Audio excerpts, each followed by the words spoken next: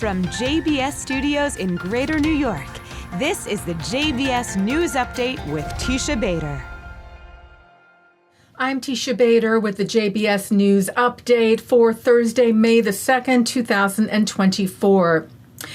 Israeli troops continue to battle Hamas terrorists in Gaza. Today, the IDF said troops identified a terrorist squad near the forces in the center of the Gaza Strip.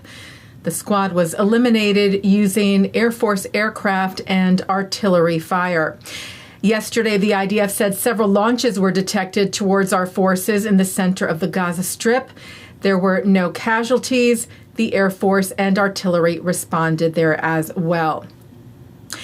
There is still no official response from Hamas to the latest proposal from Israel that would see a pause in fighting in Gaza and the release of hostages, now held by the terror group in Gaza for 209 days. U.S. Secretary of State Antony Blinken arrived in Israel, as we reported to you yesterday. He was cited by the Times of Israel telling a press conference in Ashdod that Israel has made very important compromises in the proposal that's on the table, demonstrating its willingness to get this agreement done. Hamas has to decide whether it will take this deal and actually advance the situation for the people that it purports to care about in Gaza. There is no time for delay. And the IDF continues to defend its northern border with Lebanon, saying today that fighter jets attacked a number of military infrastructures of the terrorist organization Hezbollah, also hitting a building where a terrorist was staying. The U.S. House of Representatives yesterday passed the Anti-Semitism Awareness Act of 2023, introduced by Republican Representative Mike Lawler back at the end of October of last year.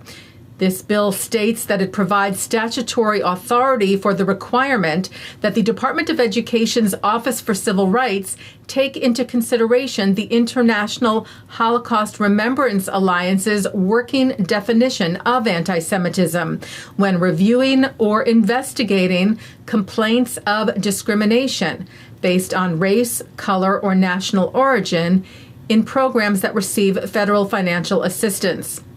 A vast majority of the House voted for the bill, which passed 320 to 91. Those who opposed include veteran Jewish Representative New York Democrat Jerry Nadler, who, speaking on the House floor yesterday, explained his opposition. He said he was a committed Zionist and noted his lifelong efforts to combat anti-Semitism, but he called the bill misguided, saying it threatens to chill constitutionally protected speech. Jewish organizations welcomed the passage, including the American Jewish Committee, who wrote that the IHRA definition is helpful in understanding the many faces of anti-Semitism and its application on campuses and in schools, it noted, could not be more timely. And anti-Israel protests continue at college campuses across the country. Early this morning, police began to dismantle an anti-Israel encampment at UCLA. After hundreds of protesters refused police orders to disperse. A reported 200 were arrested there.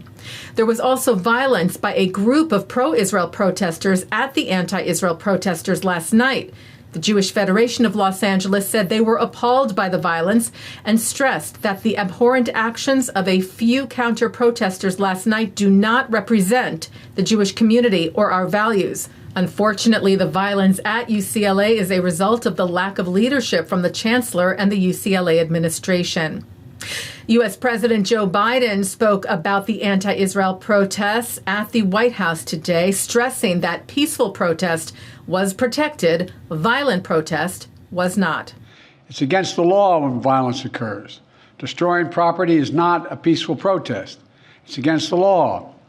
Vandalism, trespassing, breaking windows, shutting down campuses, forcing the cancellation of classes and graduations.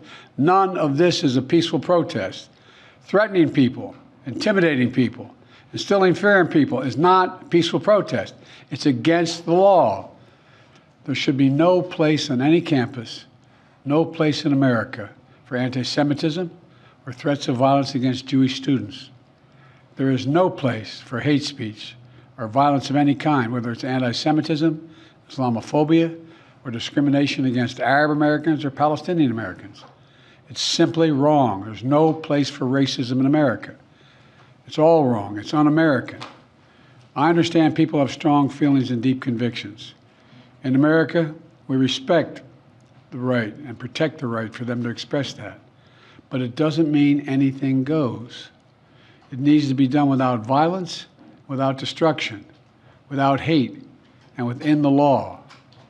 Israel's President Isaac Herzog recorded a special message for Jews outside of Israel in regards to the anti-Israel protests, saying to our sisters and brothers around the world, the people of Israel hear you, the people of Israel stand with you. Together we stand strong. Together we will continue building our flourishing, life-affirming nation. As they chant for intifada and genocide, we will work together to free our hostages held by Hamas and fight for civil liberties of the entire free world and our right to believe and belong, for the right to live proudly, peacefully, and securely as Jews, as Israelis, anywhere. Taking a look now at our programming for tonight on JBS for Thursday, May the 2nd, which includes special programming ahead of Yom HaShoah, Holocaust Remembrance Day, which begins Sunday evening. At 7 o'clock tonight, Jewish Film Festival presents the Kindertransport documentary, If We Never See Each Other Again. At 7:30, I speak with Jonah Hauer-King, one of the stars of the new series, The Tattooist of Auschwitz, inspired by the real-life story of Jewish Holocaust survivors Lali and Gita Sokolov. At 8, it's the premiere film of Names, Not Numbers, part of a Holocaust documentary program for students. At 9, Eugene Aryeh Leibovitz is on L'chaim. At 10, it's an encore presentation of the Tattooist of Auschwitz interview.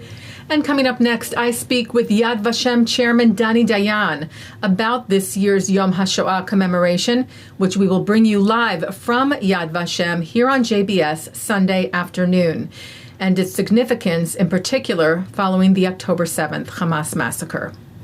And that's the JBS News Update for Monday, May the 2nd, 2024. I'm Teisha Bader. Am Yisrael Chai.